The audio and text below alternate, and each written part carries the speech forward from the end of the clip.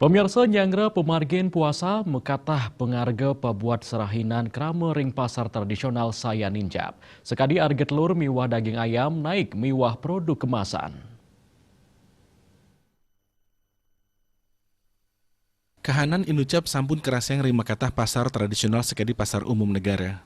Para pedagang mausang, pengarga saya nincap pemekas ring ayam potong ingi pude ke kantos Rp5 aukut. Sana sedurungnya ni 3 tali makin nincap dados sasur tali rupiah. Lianan punika, ini pengarga telur ayam saking Rp1 abulih, nincap dados Rp1,50 abulih.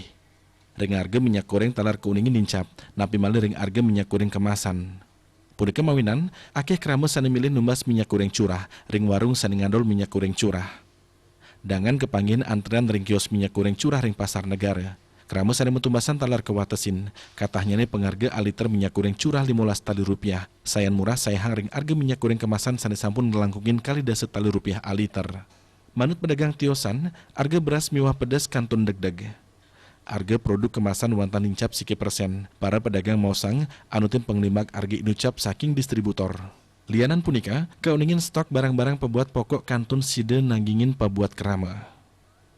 Surya Dharma Bali Pos, Nguningayang.